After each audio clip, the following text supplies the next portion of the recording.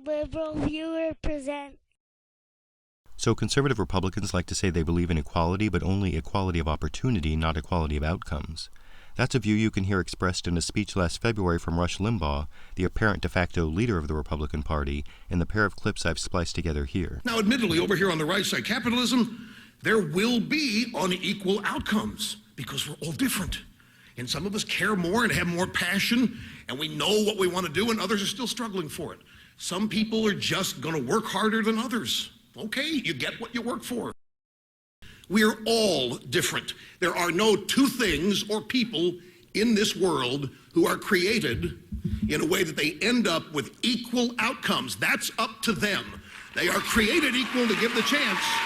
Now, given that conservative belief in having a society where everyone starts out equally, you'd think Republicans would be all in favor of an inheritance tax that only affects the heirs to multi-million-dollar fortunes, which just equalizes opportunity a little bit. But instead, Republicans actually oppose what they call the death tax, using factually false talking points like the one included in this clip from the April 1st Fox News story you can see here. So the Republicans don't much like this, do they? Well, Republicans were the ones that pushed through President Bush's tax policy in 2001 that lowered the death tax to 45% this year from 55% and then killed it altogether next year. Now they say President Obama's plan to maintain it during this difficult economic time is, quote, outrageous. Listen to this. You know, American families, small businesses, family farms are the ones who get hit the most by this. Of course, saying that family farms and small businesses will get hit the most by the inheritance tax is a Republican talking point without any factual basis that Fox News just played for its viewers without a Democratic response and without explaining that of the estates affected by this tax that only applies to multimillionaires, only 0.003% have significant small business or farm assets. Even worse, Fox News actually tried to imply opposition to the inheritance tax within the Obama administration by using the misinterpretation of the work of Obama economic advisor Larry Summers that you can see here. I guess even some of those in the president's inner circle were not exactly happy about the death tax. What are they saying?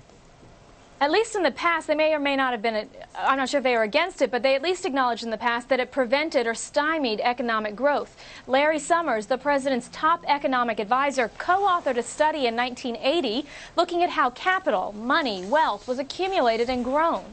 He writes in this report, quote, "The evidence presented indicates that intergenerational transfers account for the vast majority of aggregate U.S. capital formation," meaning that it's the passing on of wealth from one generation to another that helps grow the U.S. economy, something the death tax obviously impedes.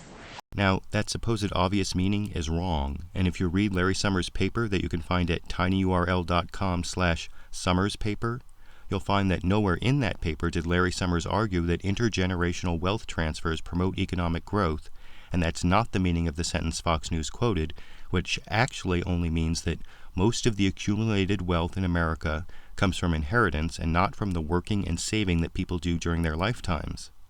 That fact doesn't contradict anything proposed by the Obama administration, but it does contradict the basis of the Republicans' claim to favor equality of opportunity and that argument from the master of making stuff up, Rush Limbaugh, as you can see in this clip. The people who have achieved great things, most of it is not inherited. Most wealth in this country is the result of entrepreneurial, just plain old hard work. There's no reason to punish it. There's no reason to raise taxes on these people. So what do you think? Given that Rush Limbaugh is wrong about the source of most wealth accumulation in America, shouldn't he and other Republicans change their position on the correct level of taxation to achieve equality of opportunity? Or, to put the question more directly, isn't it fair, after exempting the first several $1 million, to ask rich kids to pay a 45% or 55% tax on their inheritances so they pitch in a little more than those whose parents weren't multimillionaires? YouTube, you decide.